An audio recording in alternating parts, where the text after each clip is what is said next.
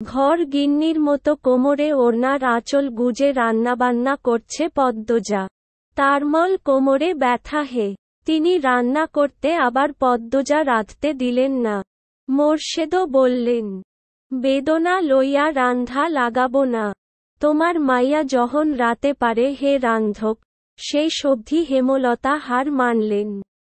পদ্মজা মাটির চুলায় মুরগি গোশত রান্না করছে। খড়ি বাকরি হিসেবে আছে বাঁশের মুড়ো। আগুনের শিখার রং নীলচে। শীতের রান্নাঘর করতে শান্তি মুরগি গোশত রান্নাঘর, কারণ আজ এতিম মিসকিন জানতে হবে। হেমলতা বলেন, সামর্থ্য থাকলে একবার দেখতে দেখতে এতিম মিসকিনদের আলোচনা করা উচিত, নয়তো সামনের মতো হয় না। রান্না শেষ করে পদ্মজা হেমলতার কাছে এলো। আলোচনা, আমার রান্না শেষ। হেমলতা দৌর্বল্যমাখা বললেন, তোর আব্বারে গিয়ে বল আলী, মুমিন আর ময়নাকে নিয়ে আসতে। পদ্মজা কিছু না বলে মাথা নিচু করে ফেলল। মোর্শেদের সঙ্গে আকবারে কথা বলতে তার ভয় হয়। অনেক দিন ব্যবহার করেন না। হুট করে যদি বলেন তো খুব কষ্ট হবে। হেমলতা মৃদু হাসলেন। বললেন, কিছু বলে না। যা। পদ্মজা ধীর শব্দে বলা, সত্যি যেতে? হেমলতা পেছনে মাথা ঝাঁকিয়ে ইঙ্গিত পথে যেতে। পদ্মজা মোর্শেদকে উঠানেই পেল। চেয়ারে রোদ পোহাচ্ছেন। পদ্মজা গুটি গুটি পায়ে হেঁটে গেল। আব্বা ডাকতে গিয়ে গলা ধরে। ঢোক গিলে ডাকল, আব্বা। মোর্শেদ ঘাড় ঘুরতেই পদ্মার মনে করা বুকে কিছু ধপাস করে পড়ল। পদ্মজা দৃষ্টি অস্থির স্থান আমিন আমিন গলায় বলে, আম্মা বলেছে আলীদের নিয়ে আসতে। পদ্মজা ৮১। রান্ধন শেষ? মোর্শেদ গলায় গামছা বেঁধে জোরে যান। পদ্মজার সেদের যেতে মোকে পানে বেশ কিছুক্ষণ। অনুভূতিগুলো থমকে গেছে। ঝাপসা হয়ে প্রকাশ্য পদ্মার দেখ। অনেক বেশি তার কান্না আসে। সে দ্রুতদান হাত উল্টো পাশ দিয়ে আফগান জল মুছল। গাছ থেকে পাখির কিচিরমিচির শব্দ। পদ্মজা সেদিকে তাকালো। তখনই হেমলতা ডাকলেন, পদ্ম, জি। আব্বা। পদ্মজা ছুটে যায়, কিছু শব্দ আম্মা? না। পরিপূর্ণারা বুঝতে পারলেন। ঘাটে কি করে? মাছ ধরে। বড়শি দিয়ে? জালি দিয়ে। এত বড় মেয়ে নদীতে জাল মাছ ধরে। কি মনে করে আবার আচ্ছা বললেন। থাক। আয়। বস আমার দেওয়া। পদ্মজা হেমলতার পায়ের কাছে পায়ে হাত দেয় টিপে দেওয়ার জন্য। হেমলতা পাপ করতে বললেন, লাগবে না।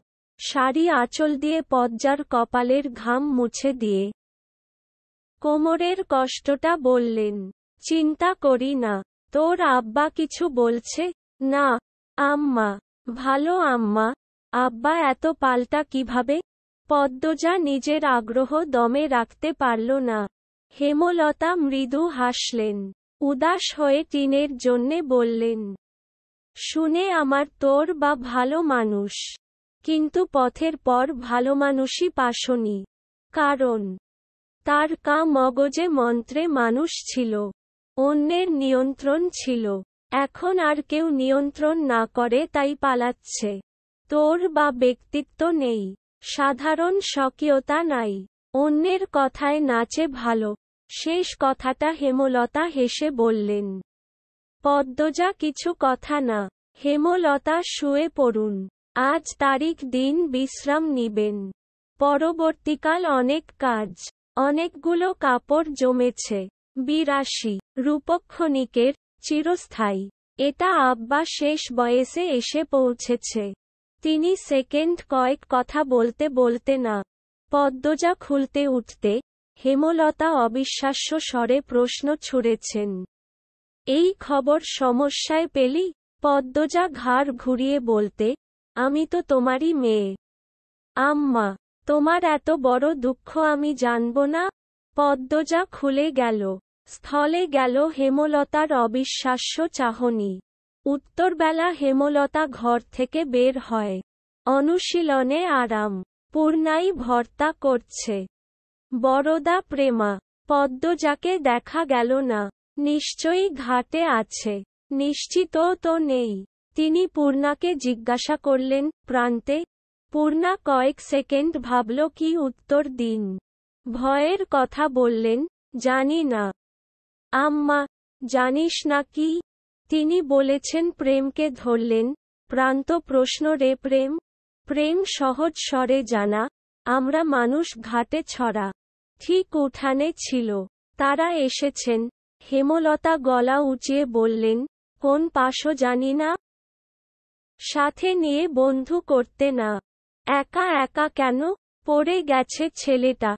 হেমল ধমক ঘাট অবধি পাওয়া যায়। পদ্মজা ছুটে ঘর পেছনে থেকে প্রশ্ন করে, কি হয়েছে আম্মা? প্রান্ত বাড়ি নেই, দেখ মাকে কে। উত্তর বড়ই ভর্তা গিলছে। দিন দিন অধ্যয়ন হচ্ছে মেয়েগুলো। পূর্ণা ভয়ে জোরসড়ো হয়ে আছে। প্রেমা হেমলতার ধমকে স্বপ্ন দেখতে, কিন্তু অতা না। হে তার মল মনকুই গাইছে। তিনি নিজেই পদ্মজাকে যেতে যেতে বললেন, বের হো কামি। সাবধানে থাকবি। তখন কেউ লোককে নিয়ে বাড়িতে পাঠালো। সামনের কপাল বেয়ে রক্ত ঝরছে। পদ্মজা উদ্গ্রীব হয়ে হেমলতাকে ডাকল, আম্মা। দৌড়ে ৮৩ পদ্মজা গেল উঠানে। প্রান্ত কাঁদছে। হেমলতা ব্যস্ত পায়ে বেরিয়ে আসেন। প্রান্তকে আহত অবস্থায় দেখে ভরকে যান। বুকটা হাহাকার করে উঠে তার। ছুটে গিয়ে প্রান্তকে দুই হাতে জড়িয়ে ধরে লোক দুটিকে জিজ্ঞাসা করলেন, আমার ছেলের কি হয়েছে? একজন লোক বলল, পলাশ মিয়ার ছেঁড়ার লগে মাইর লাগছিল।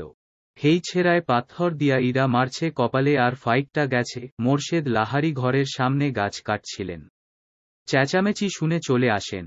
প্রান্তকে এমতাবস্থায় দেখে লোক দুটিকে তেজ নিয়ে বললেন, কোল কুত্তার বাচ্চায় আমার ছেঁড়ারে মারছে। কোন বান্দির ছেঁড়ার এত বড় সাহস? সমারশেদ উত্তরের অপেক্ষা করলেন না। প্রান্তকে নিয়ে ছুটে চলে যান বাজারে।